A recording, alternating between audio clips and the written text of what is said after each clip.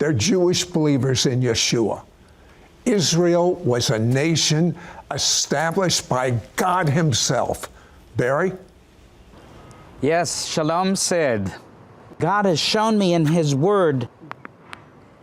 God said to Avram, or Abram, later called Avram, in Genesis 12, he said, get out of your country, from your family and from your father's house to a land that I will show you. I will make you a great nation, and I will bless you and make your name great, and you shall be a blessing. And this nation is Israel. Look around us. God said something very important about the nation of Israel in Genesis chapter 12, verse 3, and in you all the families of the earth shall be blessed.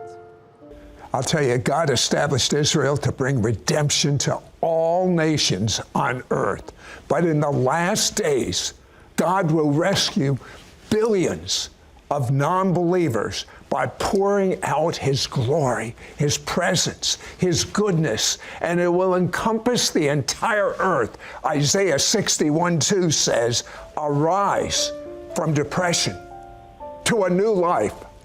Shine, be radiant with the glory of the Lord, for your light has come, and the glory of the Lord has risen upon you.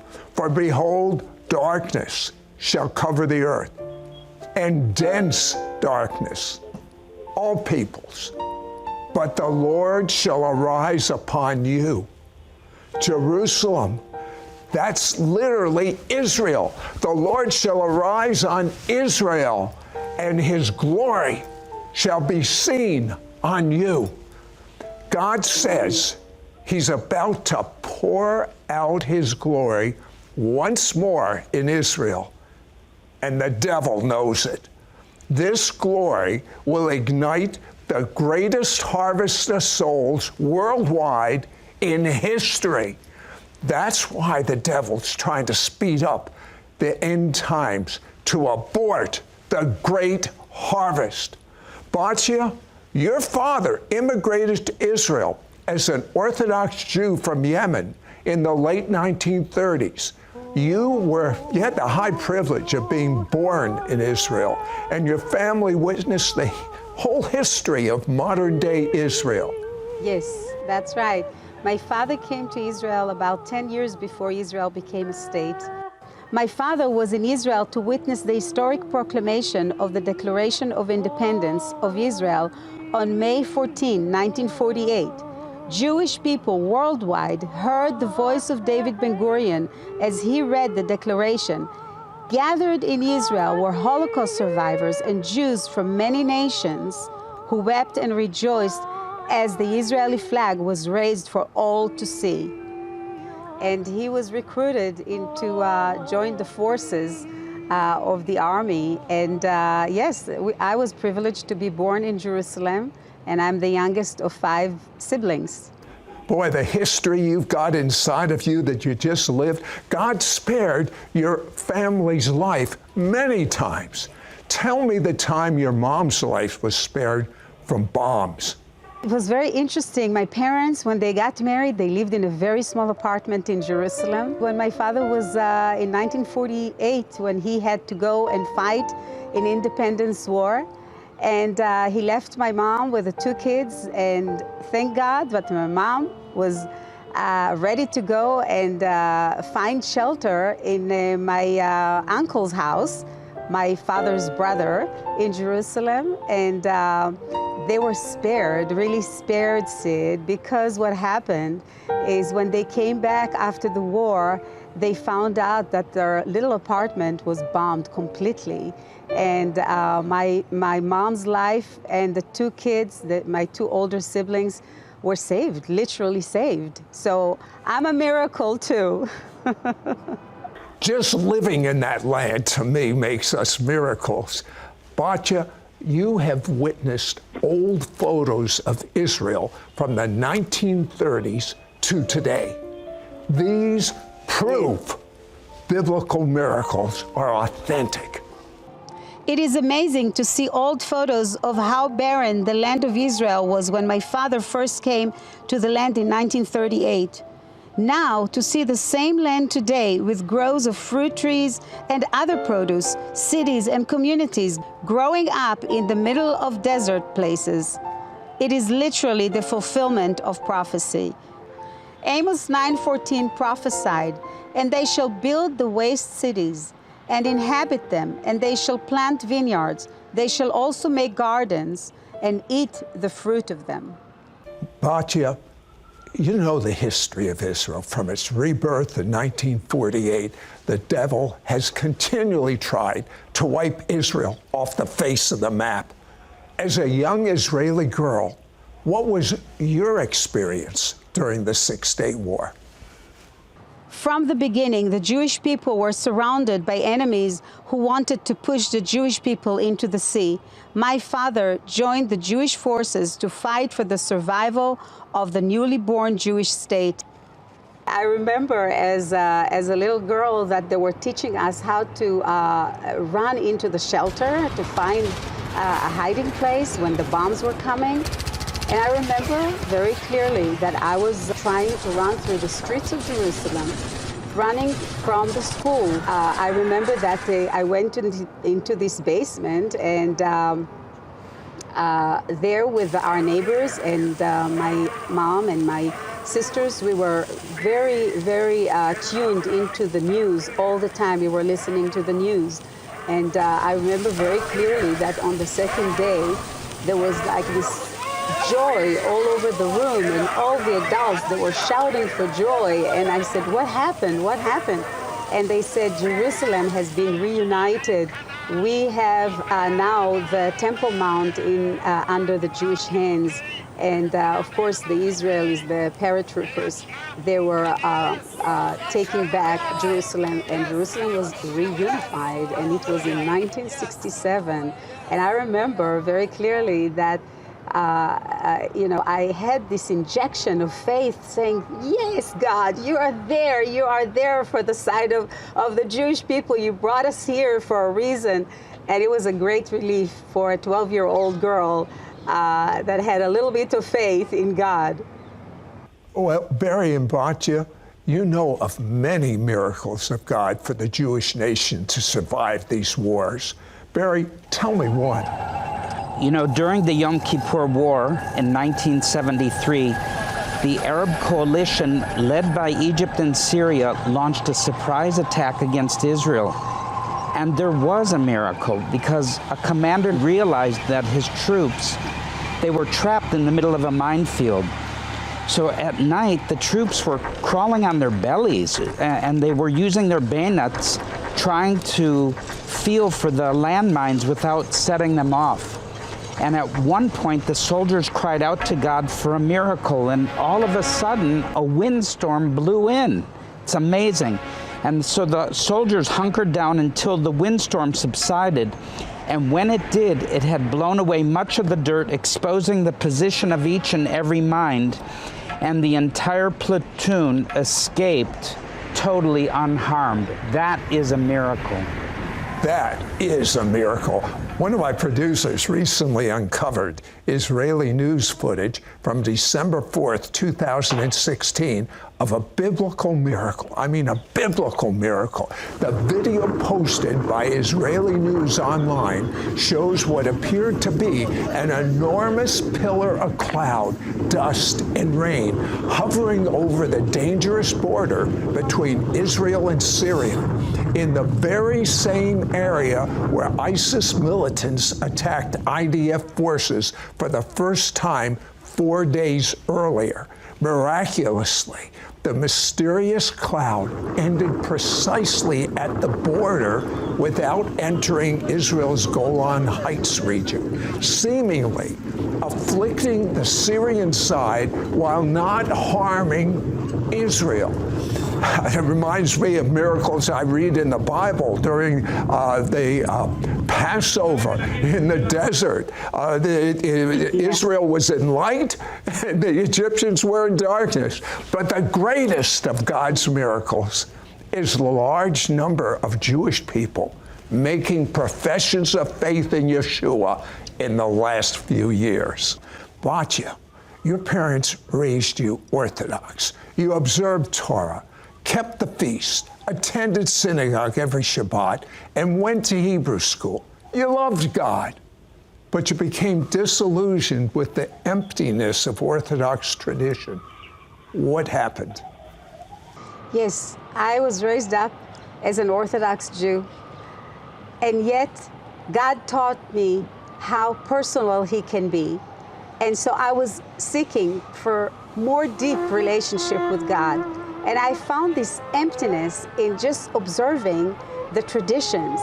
And so I went to a secular school, and my teacher in high school, she was an atheist. I do believe she was my Torah Bible says about teacher. creation. So I expected to learn the Bible from her perspective, but I was really surprised and shocked when I found out that she was a total atheist, and she was mocking whomever believed in God. And that turned me off completely. I started working a part-time job with the Ministry of Treasury. And I remember there was a girl there. One day we were just talking about peace in our hearts and, you know, how to be more relaxed and how to get these tensions over. And she was introducing me to TM, Transcendental Meditation. And so I decided to go, and I joined her, and I started learning about, you know, breathing technique and all sorts of things. And I remember that towards the end, I felt something a bit strange, because they asked me at the end to bring a fruit to kind of dedicate it or sacrifice it to the Maharishi. But you know what? I felt in my inner being that something is wrong about it, and I decided that this is not for me.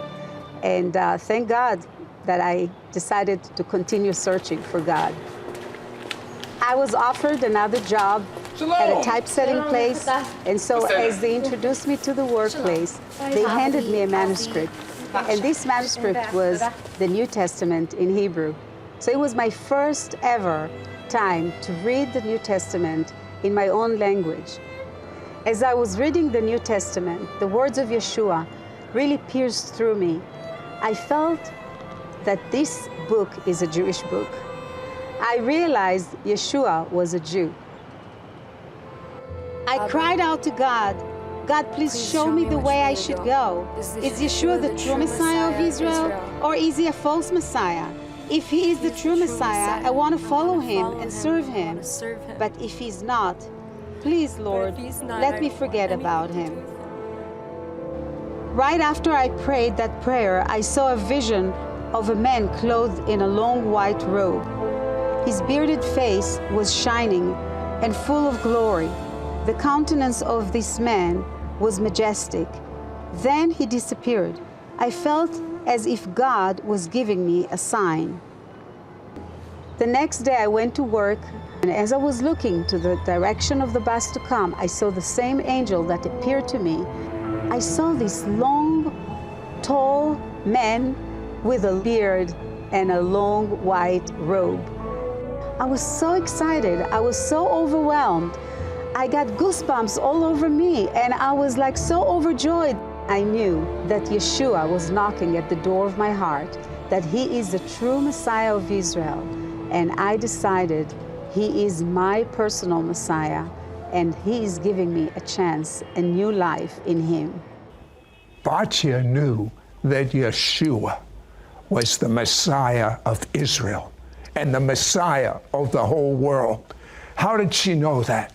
The same glory that came upon our Jewish people thousands of years ago. It's kind of been missing, but it's coming back. And this presence of God on the Word of God will cause you to have your own experiential knowledge of God. I want you to say this prayer with me out loud. Mean it to the best of your ability. And I tell you, the presence of God will make your spirit come alive. And you will know what Abraham, Isaac, Jacob, all the Jewish leaders, all the people in the Bible that knew God knew. It's not by man's might nor man's power, but it's by the Roth, the Spirit of the living God. Repeat out loud, very important, out loud. with me right now this prayer. Dear God, I've made many mistakes in my life, for which I'm so sorry. I believe the blood of the Passover lamb, the blood of Yeshua, washes away all of my sins. And I am clean. I'm not only clean, but Torah says, you remember my sins no more. You remember them no more. Totally clean. And now that I'm clean, I ask for Yeshua to come and live inside of me. Be my sin bearer, so I don't have to have the penalty of the sins. Be my Lord. Be my Messiah. Spirit of the living God, Roth, make Yeshua real to me in a way that I'll understand. Amen. Now, the two of you met in Israel and married. Today, both of you are dedicated to the physical and spiritual restoration of Israel. When the glory comes, there will be a tsunami wave of miracles, signs, wonders. Multitudes, I say millions, will experience the Messiah of Israel, not only in Israel, but worldwide. We are more than ready to show the world what God is doing on METV, Middle East TV, our television network that is in every television-equipped home in Israel and the entire Middle East. I believe that the devil has an idea of this glory that's coming. He's desperately trying to speed up end-time events to try and circumvent the glory outpouring that's about ready to hit. Some of the greatest evangelists and fivefold ministers will come out of Israel. I mean, greater than Paul.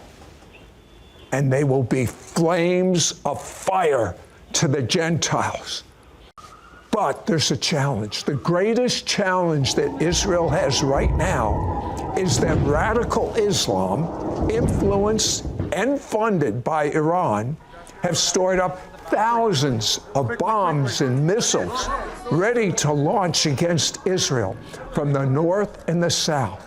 Over 4,000 rockets and missiles have been launched against Israel so far this year.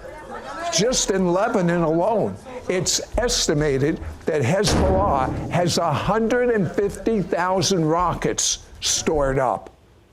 Barry? You know, Sid, one of the things that Israel has been blessed with an invention is the Iron Dome anti-missile interception system. They cost over $200 million, I heard, and about $50,000 to $60,000 a rocket to intercept an incoming rocket. The problem is that they can only handle so many incoming rockets at one time. So sometimes the enemy's rockets or missiles get through the system, and that's literally a danger from the explosives and the shrapnel and the fallout that comes upon the population. And that's why Israel needs more protection, more shelter, more bomb shelters, places of safety to protect our people. Never before have Israelis faced the number of rockets and missiles that Hamas and Hezbollah could be firing at Israel from both the north and the south simultaneously. There is literally a need right now near playgrounds, near shopping centers, near public areas to have these bomb shelters placed along the northern and southern regions of Israel, because people only have like 15 to 25 seconds to run and get safety in one of these shelters.